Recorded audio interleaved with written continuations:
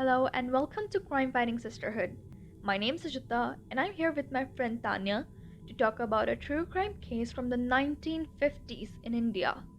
It's about the demise of a businessman whose headless body was found inside a train coach. So sit back, grab a cup of water, and watch till the end to know what exactly happened.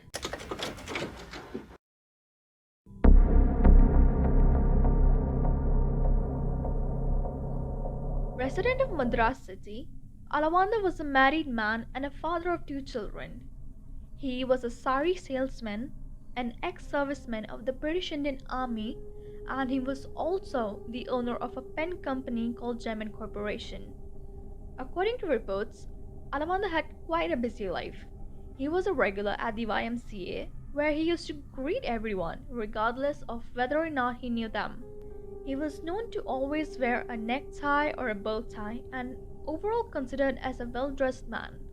As for his personal life, Alavandar was a womanizer and an opium addict. His close friend even stated that Alavandar often bragged about going to bed with more than 400 women in his life. He went to sell saris just so he could get close to as many women as possible. His customers were mostly students, spinsters, housewives, and such, and when they failed to pay for their purchases, Alavandar insisted on payment in a more sensual manner, even though he was married.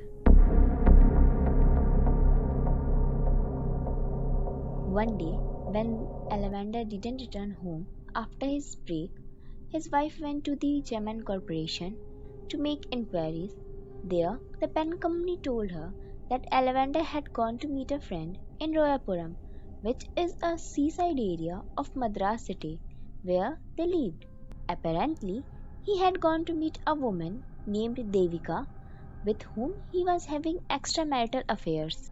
In 1951, Devika broke off the relationship with Alavandar and married another man named Prakhar Menon. It enraged Alavandar so much that he started stalking and harassing Devika and her new husband, and he did so for almost a year until the new couple snapped and decided to end Alavandar's life for the sake of their own privacy. So on 28th of August 1952, Devika lured Alavandar to her house where she and her husband murdered him. They cut off his head and buried it at the Royapuram beach in Chennai. As for the body, they left it in a trunk of a third-class coach of the Indo-Ceylon Express, also known as the Boat Mail Express, which travels from Chennai, India to Colombo, Sri Lanka. The body was found when passengers of the train started to complain about a foul-smelling trunk. A few days later, police found a head buried in sand which had been partially exposed due to tides washing away the sand. Since Alavandar was enrolled in the army, his fingerprints were present in the national database, and because of this, police were able to confirm that both the body and the head belonged to Alavandar.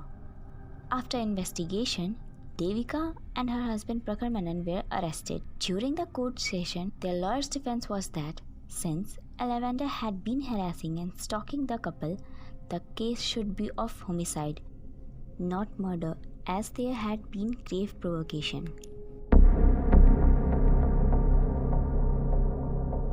On 13th of August 1953, Prakhar Menon was awarded with a 7-year imprisonment sentence for culpable homicide, and Devika was sentenced 3 years in prison. Both of them served their sentences and moved to Kerala to move on with their life, and even opened a tea shop. As for the public opinion on the case, many accused the judge for being sympathetic and awarding such a lenient sentence. This was a very important case considering it had a significant impact in the Indian forensic field. There are mentions of this case in medical textbooks for educational purposes, and the case was even documented on the national television channel called Doordarshan. That is it for the video. Leave a comment down below and let us know what you think.